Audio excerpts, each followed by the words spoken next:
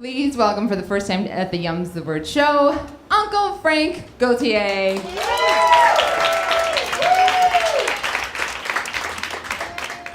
Hello, my name is Uncle Frank, and I offer this story to you as a cautionary tale. Did you ever do something that was just totally out of character? Your Uncle Frank did.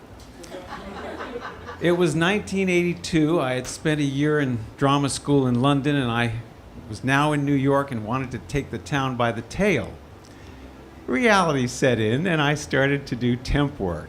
And, I'm a very fast typist. And in those days, this is before computers. I can type about between 90 and 100 words a minute. And so I could get work, and, like a computer, it's better to be fast, but also, as a human, be nice. And I also had a gift of, people have told me, healing hands. So at places where I wanted to stay on, and people had shoulder problems, I would give them a nice massage. And there are times when they were going to let me go because they didn't need me, but someone would say, no, keep him on because my shoulder is still killing me. So it all worked out. And I would get longer-term jobs. I was sent to a major university in the city for a couple of days. And when I went to meet the deputy director of human resources, I was immediately taken with her. And I thought she was flirting with me a little. But she had something that just really got me. She wore beautiful blue mascara and very dark eyeliner. I've always had sort of a weakness for the showgirl look, and she had it in absolute spades. And she was 5'11", so she looked like a showgirl. And with that makeup, it had quite an effect on me. And as I say, I thought she had an interest in me. And the interview went well, and they let me come in, and she said, we need someone for longer term. Would you be interested? And I said, I absolutely would. So I started working there, and everything went very, very well. One day, though, I was coming downstairs in the stairwell, and she was coming up. And we just said a very cordial hello. And then she shifted her body and just backed into me. And I instinctively put my hands around her waist. And she turned and looked at me, and she had the full mascara eyeliner effect. And my legs kind of went to jelly. I just said, what's going to happen here? And so she had that very beguiling smile and said, I have to go. Went back to her office. I went back to my desk. It's as if it never happened.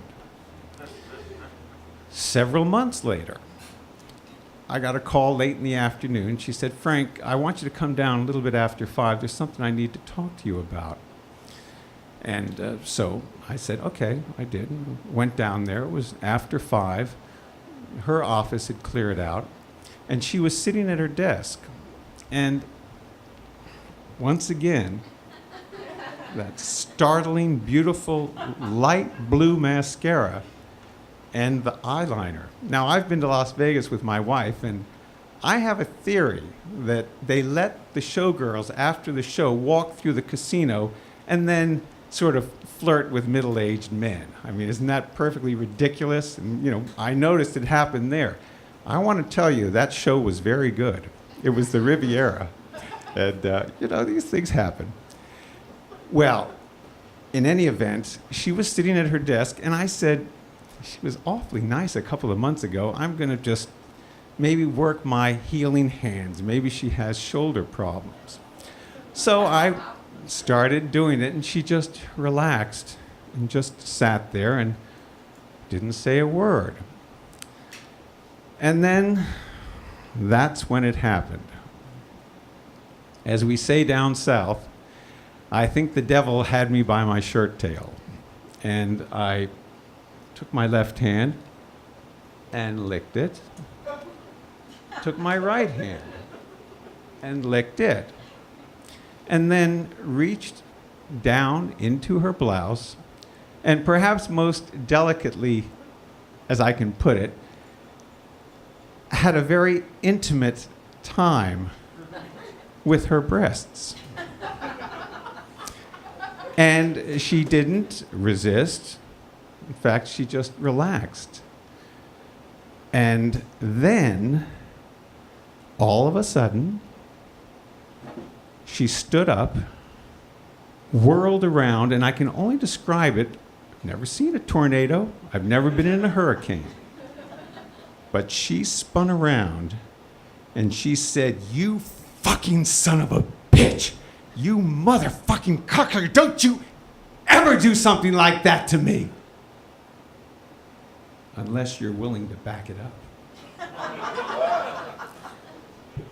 Now, I don't know medicine, but I do know, and I was trying to think of a word today that could describe it, but it was a combination of cardiac arrest and a totally catatonic state. I was just absolutely frozen, and I could feel myself shaking, and she was standing up there. It was a very dramatic pose. Of course, I still had to notice that beautiful mascara. It just entranced me. And she said, "Let me tell you something. I have a Polish name, but I'm Irish. Don't you ever forget that." And at this point, 3 thoughts came into my head. First, I'm certainly going to get fired. No question about that. Second, I may well be going to jail, even prison. And the third, that was the most devastating, was I'm scared to death she's going to tell my mother. Well, it was as if it never happened, you know, and she smiled at me, and I very quietly left and just wondered what was going to be the result of this. A couple of months later, she brought me down to the office again, and she said, "You know, Frank, I think we should see a little bit of each other."